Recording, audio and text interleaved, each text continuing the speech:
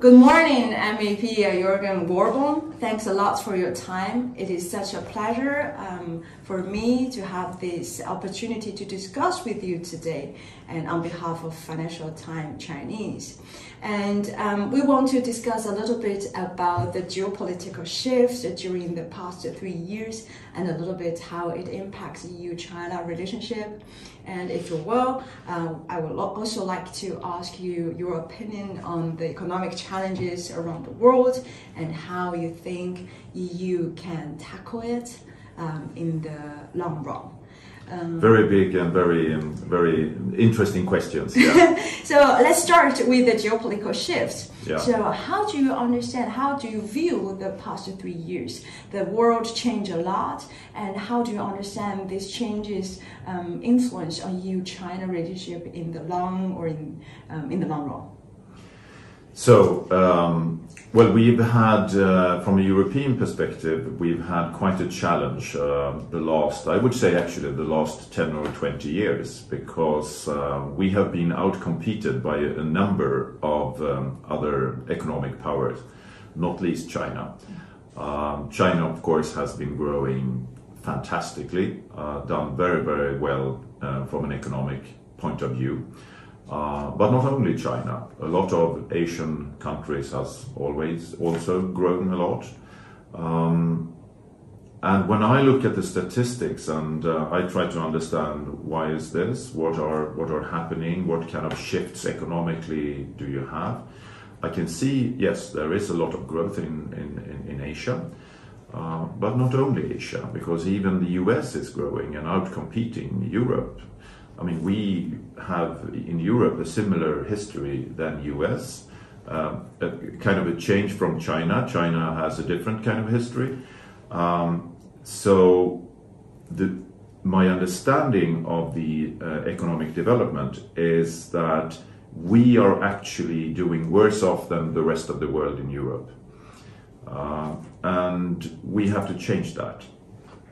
I think it is very good that now we have I'm a Swedish MEP, and now we have the Swedish presidency of the Council in Europe. And one of the main focus area that the Swedish presidency has is competitiveness. So we have to get Europe back on a track of competitiveness so that we can increase growth, because growth at the end of the day means prosperity. Okay, thanks a lot. Since you mentioned that right now we are going to have the Swedish presidency, and do you have some expectation precisely like from this presidency, and how can actually we increase the European companies' competitiveness at the world level? Yeah, yes, indeed, I do have that. I think, as you know, the presidency of the European Council is 6 months. And since we have had a competition problem for the past 2 decades, maybe, I don't think that the Swedish presidency will be able to solve this in 6 months. But I think it is very good that it is put on the agenda, and I hope that we, from the European perspective, will talk about competitiveness a lot more in the future than that we have been doing in the past. And as you probably know, Swedes, we are known for being friends of free traders. We would like to see a global rules-based trade. And this is one of the parts that I see is challenged in the world today. And I think that we as Swedes can contribute to putting the European Union and hopefully parts of the world back on track, so that we will end up in trading more rather than less. Unfortunately, I see a bit that we are going in the wrong direction when it comes to international trade. Okay, thanks for your answers. So how do you understand the recent economic crisis, or the potential economic crisis that we are facing at the world round, and also at the EU level? Because right now they're starting to have some bankruptcies in the middle of the banks. And do you think that will be well solved in the near future?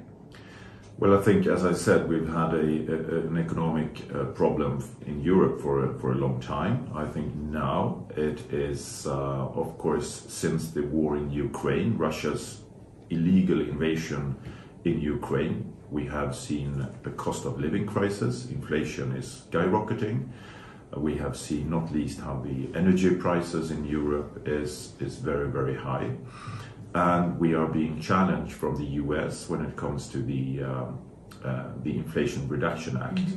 There is a lot of nervousness about how this will impact European businesses, that they will grow in US more than they will grow in the European Union or in the member states here. And that, of course, will affect job and prosperity in Europe.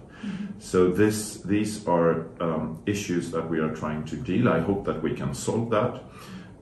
From my point of view, what the US is doing is clearly discriminatory against European businesses. And if we did have a well-functioning dispute settlement within the World Trade Organization, I think we should utilize that. But unfortunately, the dispute settlement system is not working any longer. So we have to find other ways of overcome this problem. Negotiations with the US is one way forward. And I hope we will not end up in a subsidy race, because I think that is that is not the good policy. That is when politicians pick winners and losers. And I think we as politicians are especially bad at doing those kind of business decisions. I think it should be up to the market to decide. And here, of course, I also have criticism of China, because China is also working with subsidies for their companies, not least the state-owned enterprises, which we, of course, have problems with from a European perspective as well. Thanks a lot for your analysis. And the last question will be, right now there are still a lot of Chinese companies who are willing actually to invest in Europe, or who want to enlarge their operations in Europe. Do you have some tips or advices for them? Yes. Not business advice. I'm very bad at those. But from a political point of view, as I said before, we have a huge problem with the World Trade Organization at the moment. If you would like to trade international, we have to have a rules-based international system. And I think business leaders around the world, and not least in China, has to engage in the discussion of how we can modernize and reform the World Trade Organizations. Because if we can have common rules, decide commonly of how we trade among all 164 member states of the WTO, and then if we can have a well-functioning negotiation and well-functioning dispute settlement within the WTO, that will benefit trade, that will create certainty for Chinese businesses, so that they can invest in Europe and elsewhere. And that is the way how we create jobs. We need jobs, and that is also a way how we create prosperity for people around the world. Yeah. Thanks a lot for your insight. I think that is very valuable actually for a Chinese audience and other audience around the world. Thanks a lot for your time and insight. Thank you very much. Nice having you here.